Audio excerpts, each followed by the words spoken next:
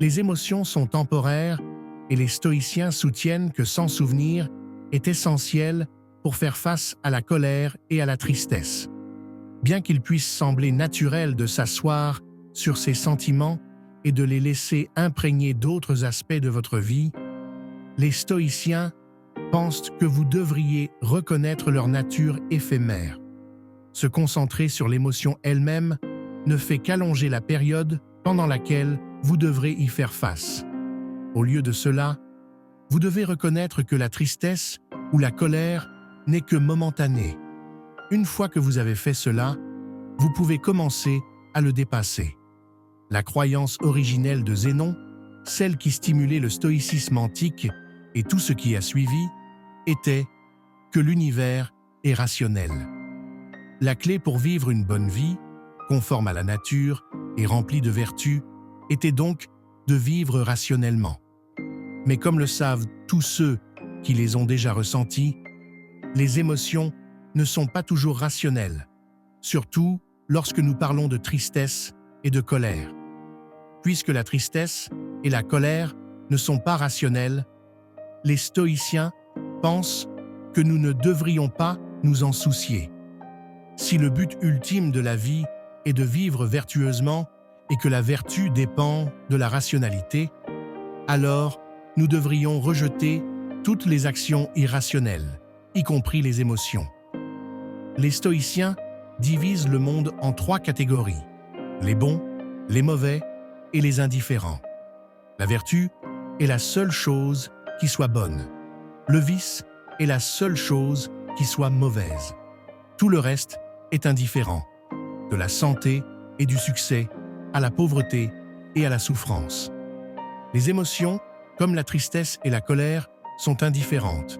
Ils ne sont ni bons, ni mauvais, ni vertueux, ni vicieux.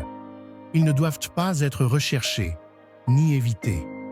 Les stoïciens reconnaissent qu'ils peuvent avoir leurs avantages ou leurs inconvénients selon la situation. Mais en fin de compte, ils n'aident ni n'entravent le chemin vers la vertu et n'ont donc pas d'importance. L'une des pratiques les plus infâmes des stoïciens est souvenir mori, ou se souvenir de la mort, en latin. Voici comment cela fonctionne.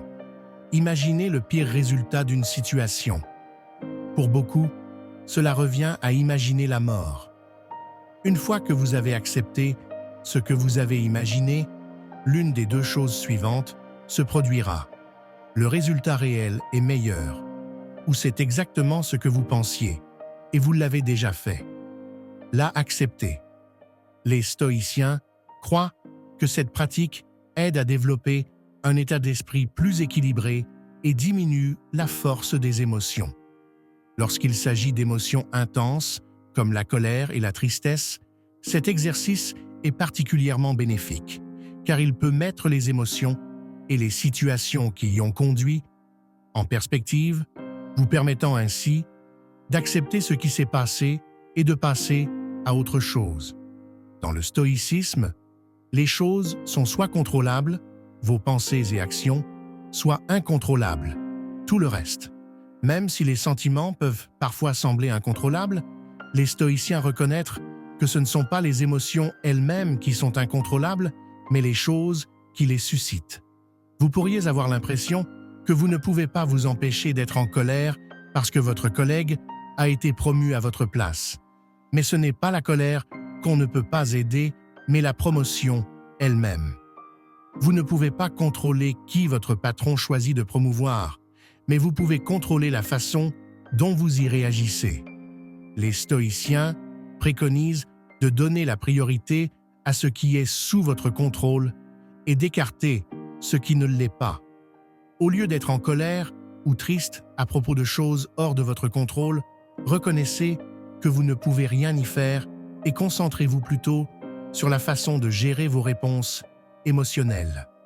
Merci de t'abonner et de mettre un j'aime pour soutenir la chaîne.